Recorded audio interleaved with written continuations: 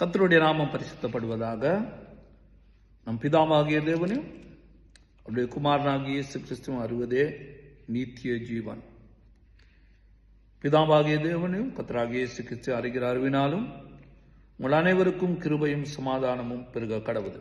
பிரியமான சகோதரனே, சகோதரியே, இந்த உலகத்துக்கு இன்றைய நாளிலும் இயேசுனுடைய தேவத்துவத்தை குறித்து, அவருடைய தேவத்துவத்தின் மகிமையை குறித்து அநேக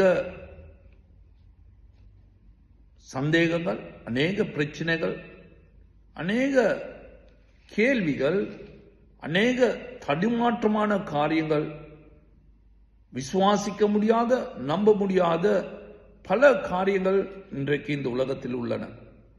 ஆனாலும் வேதம் இயேசுனுடைய தேவத்துவத்தை குறித்து, அவர் தேவன் என்று வேதம் மிகவும் தெளிவாக நமக்கு கூறுகிறதை நாங்கள் பார்க்கக்கூடும். ஆகையினால் வேதத்திலே, புதிய ஏற்பாட்டிலே 4 விதமான சுவிசேஷ புத்தகங்களை நாங்கள் வாசிக்கிறோம். மத்தேயு, மார்க், லூக்கா, யோவான் என்று 4 சுவிசேஷ புத்தகத்திலும் முதல் 3 சுவிசேஷ புத்தகங்களும், மத்தேயு, மார்க், லூக்கா என்ற முதல் 3 புத்தகங்களும் இயேசுனுடைய வாழ்க்கையின் சம்பவங்களையும், இயேசுனுடைய கிரியைகளையும், இயேசுனுடைய காரியங்களையும், அவருடைய போதகத்தையும் குறித்து ஒரே சம்பவங்களை நமக்கு குறிப்பிட்டு காண்பிக்கிறதை பார்க்கிறோம். ஆனாலும் 4ஆம் புத்தகமான பரிசுத்த யோவானுடைய சுவிசேஷ புத்தகத்திலே அங்கு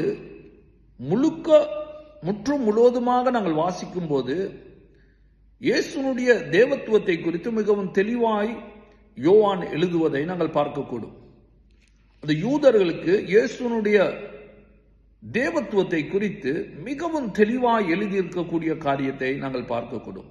அதில் ஒரு சம்பவத்தை நான் உங்களோடு கூட பகிர்ந்து கொள்ள ஆசைப்படுகிற இந்த மாலை பொழுதில், கர்த்தர் தேவனுடைய கிறிஸ்துவனுடைய தேவத்துவத்தின் உள்ள வல்லமை இந்த நாளிலும் நம் மத்தியிலே வெளிப்படுத்துவாராக.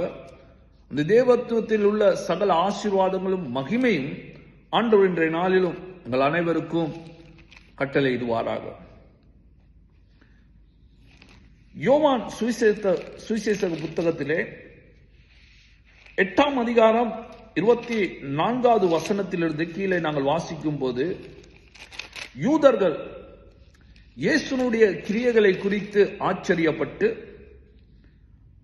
அவருடைய வார்த்தையை குறித்து, அவருடைய செய்கையை குறித்து, அவர் செய்த வல்லமையான காரியங்கள் நிமித்தம், அவருடைய பிரசங்கங்கள் நிமித்தம், அவர் அதிகாரமுடையவராய் அவர் இந்த பூமியிலே வாழும்போது இருந்தது நிமித்தம் அவர்களுக்கு உண்டான ஒரு சந்தேகம், கடவுள் ஒரு மனிதனோடு கூட இராவிட்டால், கடவுள் ஒரு மனிதனோட கூட இருந்து கிரியை செய்யாவிட்டால் இவ்வகையான கிரியைகள் ஒருவரும் செய்யக்கூடாது என்று அவர்கள் ஆணித்தனமாய் நம்புகிறதை நாங்கள் பார்க்கிறோம். அப்படியான நேரத்தில் யூதர்கள் வந்து இயேசுவின் இடத்திலே ஒரு கேள்வியை எழுப்புகிறார்கள் நாங்கள் பார்க்கிறோம். அதையே நாங்கள் இங்கே 5ஆம் அதிகாரத்திலே 8ஆம் அதிகாரத்திலே 24வது வசனத்திலே நாங்கள் வாசிக்கிறோம். அதை நான் வாசிக்கிறேன்.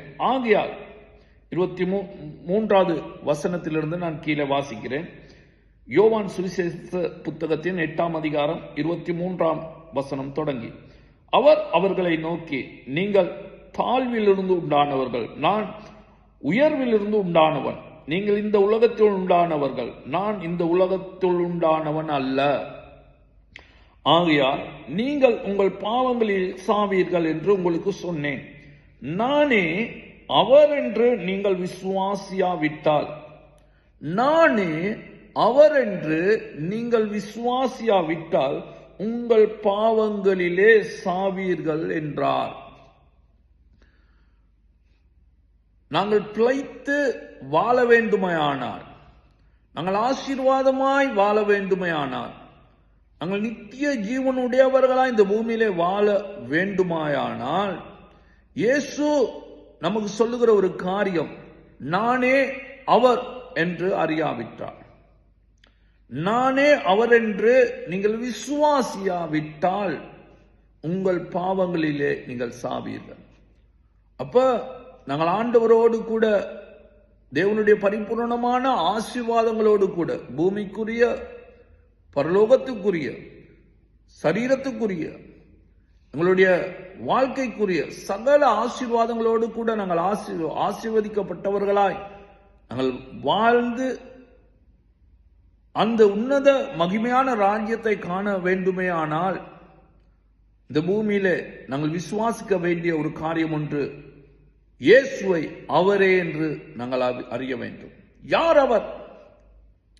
நீங்க யோவான் 1 அதிகாரத்திலே, யோவான் சுவிசேஷ புத்தகத்தின் 1 அதிகாரத்திலே 40வது வசனம் தொடங்கி கீழே நீங்கள் வாசிக்கும் போது, அங்கு இயேசுனுடைய சீசர்களான அந்திரேயா, அவருடைய சகோதரன் சீமோன், அதே போல பிலிப்புவை நாங்கள் வாசிக்கிறோம். பிலிப்பு ஆண்டவரிடத்திலே கொண்டு வந்த அல்லது ஆண்டவரை அறிமுகப்படுத்தின நத்தானியலை நாங்கள் பார்க்கிறோம். அங்கு அவர்கள் சொல்லுவதை பார்க்கிறோம்.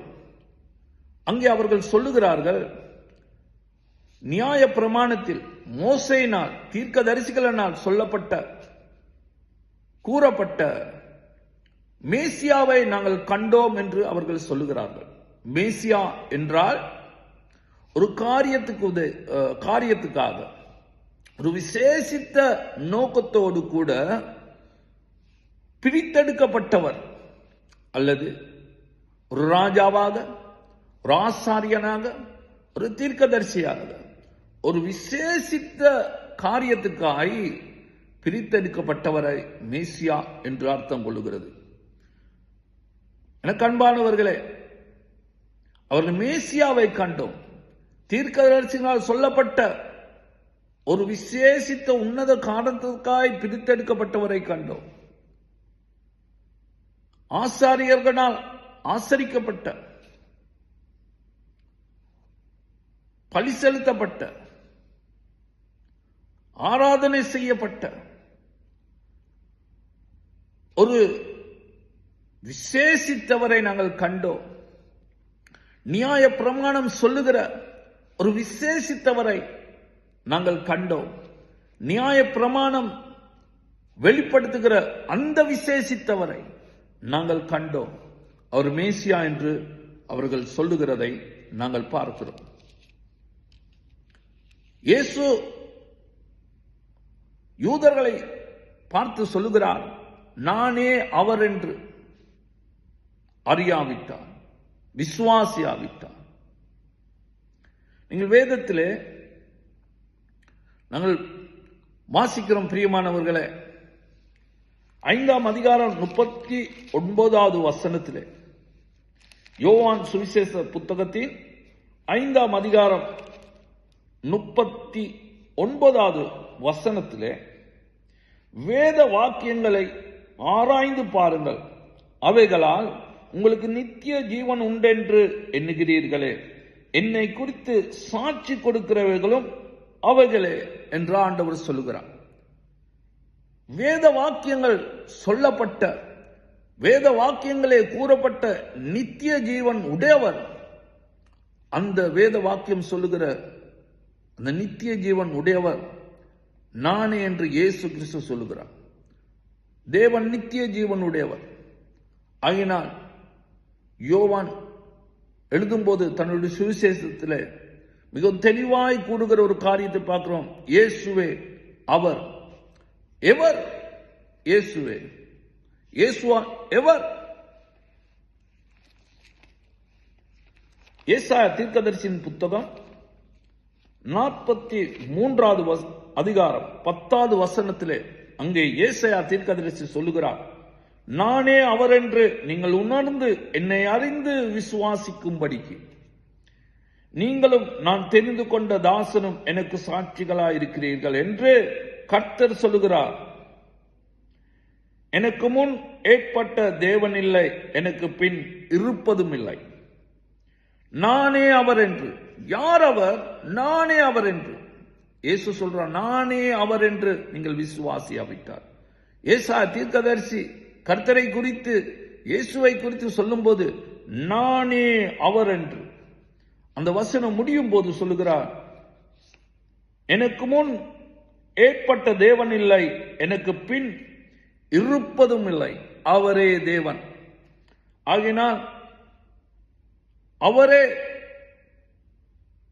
தேவன் என்று ஆதி முதலாய் சொல்லப்பட்ட, தீர்க்கதரிசிகள் மூலமாய் சொல்லப்பட்ட நியாய பிரமாணம் சொல்லுகிற தேவன் இயேசுவே என்று அறிந்து விசுவாசிப்பீர்களே, ஆனால் கர்த்தருடைய நித்திய ஆசீர்வாதத்துக்குடைய பங்குடையவர்களாய் நீங்கள் மாறுவது அதிக நிச்சயம். கர்த்தர் தாமே உங்களை ஆசீர்வதிப்பாராக. கர்த்தரை அறிகிற அறிவினால் கிருபையும் சமாதானமும் சகல பரிபூர்ணமான தெய்வீக ஆசீர்வாதங்களும் கர்த்தர் உங்களுக்கு கட்டளையிடுவாராக. கர்த்தர் நல்லவர். ஆமேன், ஆமேன், ஆமேன்.